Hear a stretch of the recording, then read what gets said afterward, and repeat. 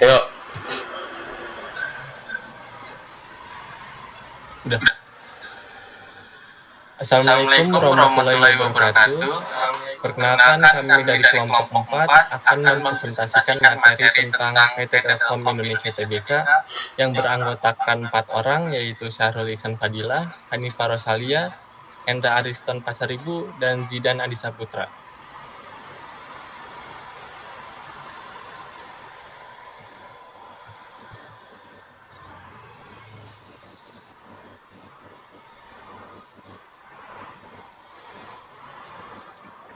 PT Telkom Indonesia Tbk sebagai perusahaan telekomunikasi terkemuka di Indonesia yang berkomitmen untuk menyediakan layanan berkualitas tinggi dan inovasi teknologi terbaru kepada masyarakat.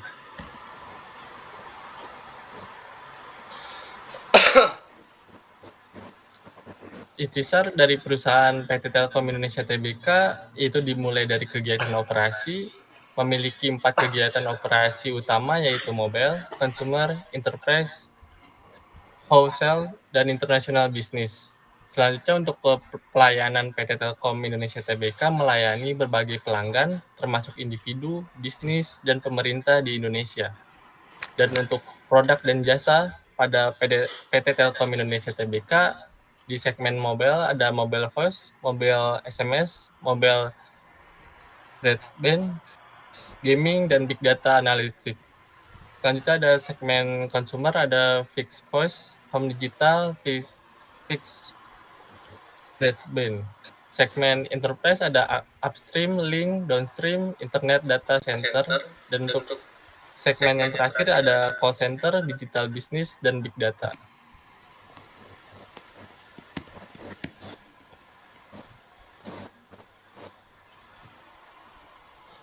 Visi, misi, dan value PT Telkom Indonesia yaitu untuk visinya menjadi digital telco pilihan utama untuk memajukan masyarakat. Yang kedua ada misi dari PT Telkom, yaitu untuk mempercepat pembangunan infrastruktur dan platform digital cerdas yang berkelanjutan, ekonomis, dan dapat diakses oleh seluruh masyarakat. Yang kedua, mengembangkan talenta digital unggulan yang membantu mendorong kemampuan digital dan tingkat adopsi digital bangsa. Yang ketiga ada mengorkestrasi ekosistem digital untuk memberikan pengalaman digital pelanggan terbaik. Yang ketiga ada value. Untuk PT Telkom Indonesia memiliki 6 value, yaitu amanah, kompeten, harmonis, loyal, kolaboratif, dan adaptif.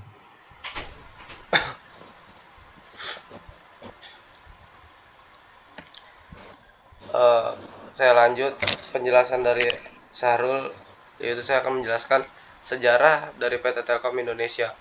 Dalam perjalanan sejarahnya, Telkom telah melalui berbagai dinamika bisnis dan melewati beberapa fase perubahan, yakni perubahan organisasi, kemunculan telepon, kelahiran Telkom, tumbuhnya teknologi seluler, berkembangnya era digital, ekspansi bisnis internasional, serta transformasi menjadi perusahaan telekomunikasi berbasis digital. Pada tahun 1882, yaitu kemunculan telepon. Kemunculan telepon menyaingi layanan pos dan telegraf yang sebelumnya digunakan pada tahun 1856. Hadirnya telepon membuat masyarakat kian memilih untuk menggunakan teknologi baru ini. Kala itu banyak perusahaan swasta menyelenggarakan bisnis telepon. Lalu pada tahun 1892, telepon dapat digunakan hanya untuk di interlokal saja. Lalu ke tahun 1995, tumbuhnya teknologi seluler. Lalu ke tahun 1965, kelahiran Telkom. Kelahiran Telkom pada tahun 1961, pemerintah Indonesia mendirikan perusahaan negara pos dan telekomunikasi atau disebut PN Postel. Namun sering perkembangan pesat layanan telepon dan telex, pemerintah Indonesia mengeluarkan PP nomor 30 tanggal 6 Juli 1965 untuk memisahkan industri pos dan telekomunikasi dalam PN Postel.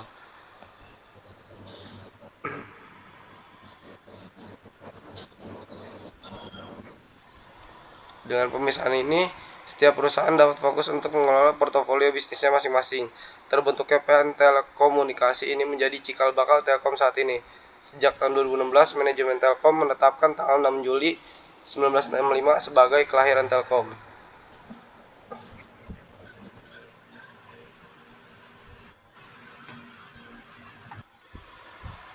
Dan per 31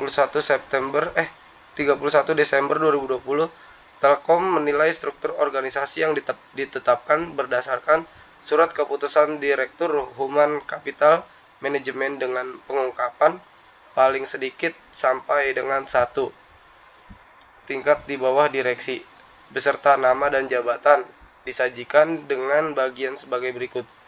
Direktur utama adalah Ririk Ardiansyah, lalu dilanjut dengan bawahnya Direktur Digital Bisnis Muhammad Fajrin Rashid, dan di bagian Corporate Office ada AVP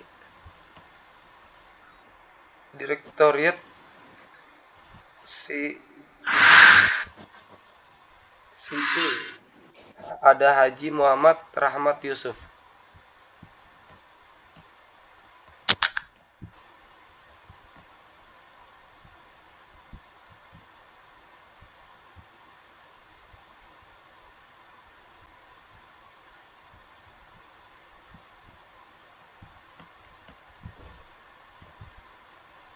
Dan struktur grup perusahaan yaitu Telkom Indonesia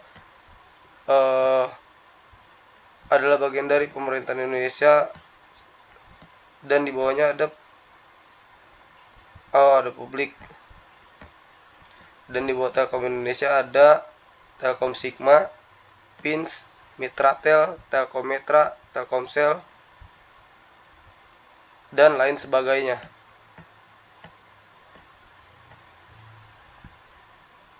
Penjelasan tersebut akan dilanjutkan dengan Hendra.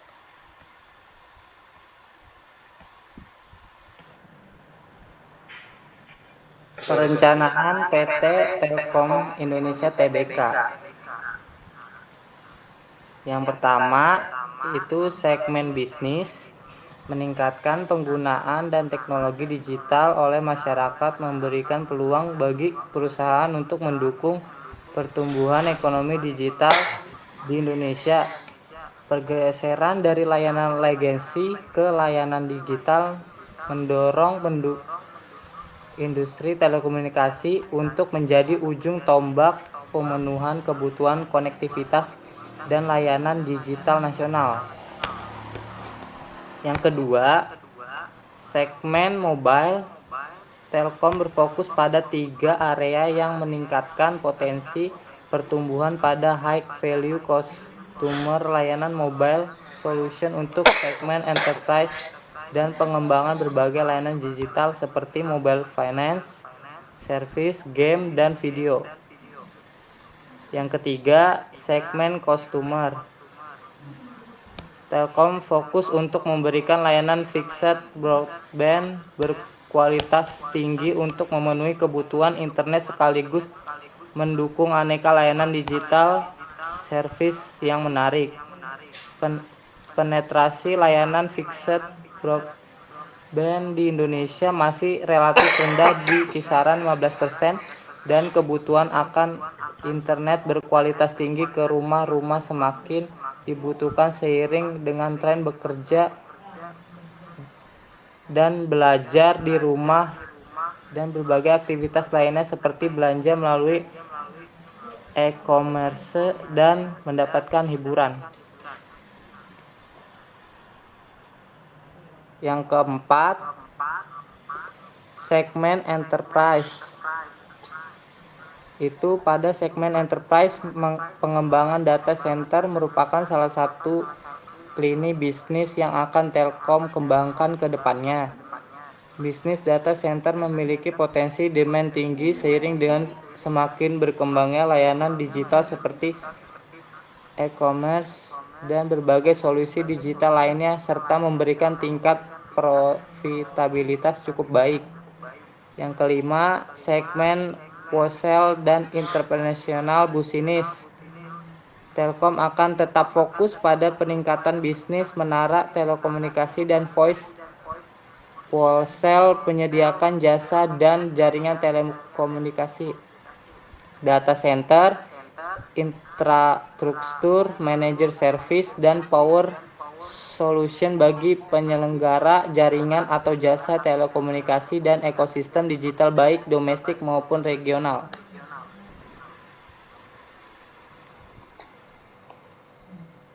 Telkom Group juga menyediakan beberapa layanan, produk, dan solusi bagi para pelanggan di era digital saat ini, diantaranya 1. ASME Solution. ASME Solution itu adalah sebuah perusahaan yang didirikan dengan tujuan jangka panjang untuk secara aktif berkontribusi dalam pengembangan kecanggihan teknologi informasi usaha kecil dan menengah di Indonesia. Yang kedua itu Enterprise Solution. Enterprise Solution itu aplikasi industri terkemuka yang dikomunikasikan dengan layanan cloud cerdas dan keamanan kelas dunia. Yang terakhir itu Government Solution, itu merupakan solusi mendasar dalam penerapan infrastruktur connectivity untuk mendukung implementasi solusi berbasis TIK di suatu wilayah atau daerah, sehingga setiap entitas dalam suatu wilayah dapat saling terhubung satu sama lain, dan manajemen konektivitas dapat dilakukan oleh pemerintah daerah atau setempat.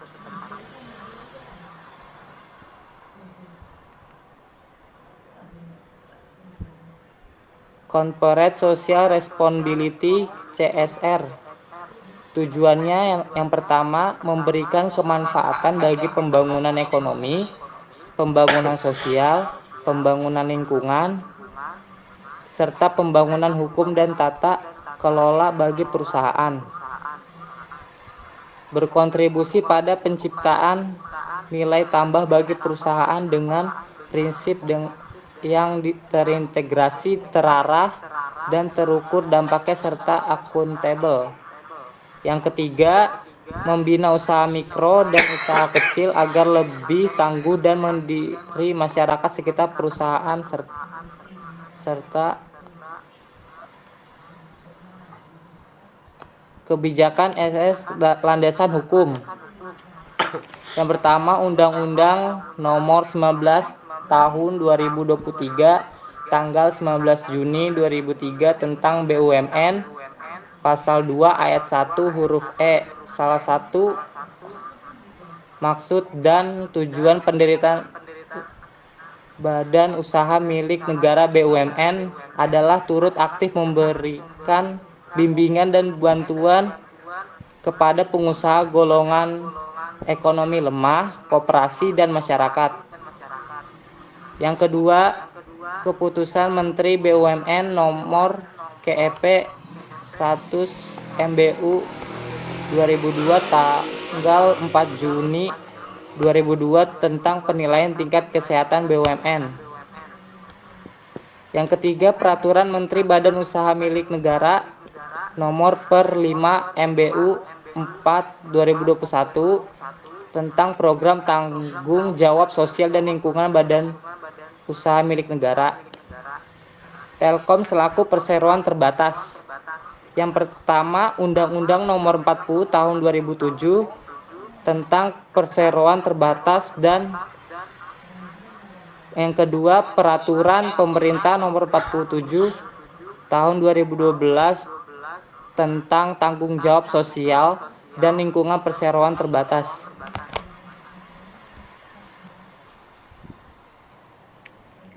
Dari kebijakan CSR itu sendiri, di sini ada landasan kebijakan internal. Peraturan Perusahaan Persero atau PT Telekomunikasi Indonesia Tbk nomor PD titik 703 titik 000 per R titik 00 per H strip K200 strip garis miring CDC strip A 1000000 strip 2021 tanggal 31 Desember 2021 21 tentang program tanggung jawab sosial dan lingkungan. Next ada program CSR.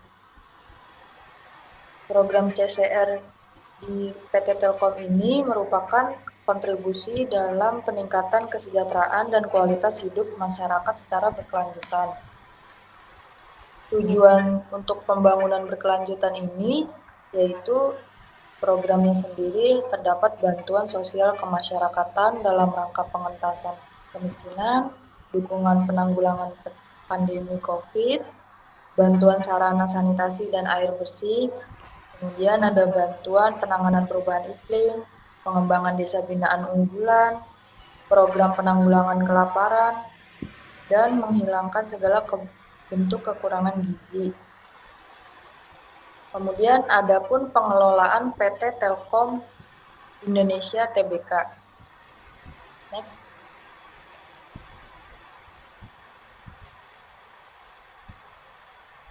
Dalam pengelolaan PT Telkom Indonesia Tbk ini ada pengelolaan aset dari PT Telkom Indonesia, yaitu mereka memiliki aset yang sudah terintegrasi dan sudah dioptimalkan untuk mendorong efisiensi operasional tersebut.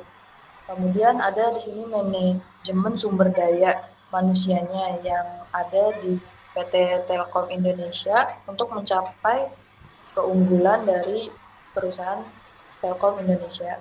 Kemudian ada pengelolaan risiko.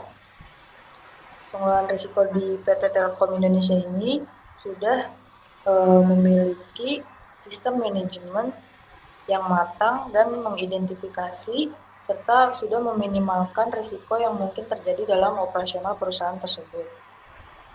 Next.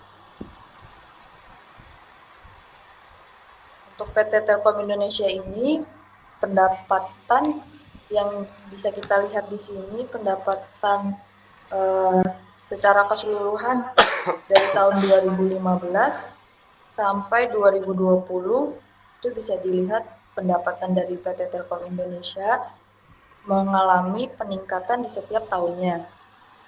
Bisa kita lihat dari tahun 2015 pendapatan terkecil dari PT Telkom Indonesia sendiri yaitu 116.333 miliar dan pendapatan tertingginya itu pada tahun 2020 yaitu 135.462 miliar. Kemudian pendapatan tersebut belum dipotong pajak dan masih pendapatan yang belum dipotong pajak. Yang laba bersihnya ini pendapatan yang sudah dipotong pajak, bunga, dan lain-lain. Dari tahun 2016 sampai tahun 2020 bisa kita lihat itu bisa mengalami penurunan dan peningkatan ya. Yang bisa kita lihat di sini yang paling rendah yaitu tahun 2018 dia mendapatkan pendapatan 18.032 miliar. Kemudian EBITDA ini yaitu pendapatan yang belum dipotong pajak, bunga, dan lain-lain. Dari tahun 2016 sampai tahun 2020, di setiap tahunnya dia mengalami peningkatan dan penurunan. Yang terjadi di sini yaitu tahun 2020, PT Telkom Indonesia mengalami peningkatan pendapatan sebelum pajak, sesudah pajak, ini yaitu 72 miliar 80 miliar, Yang kemudian 2018 dia mengalami pendapatan terendah sebelum pajak yaitu 59.181 miliar.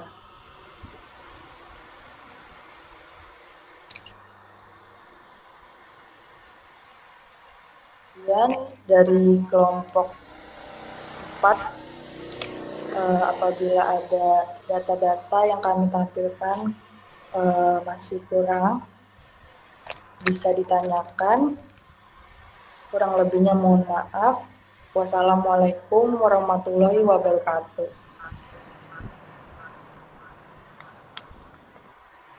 Udah.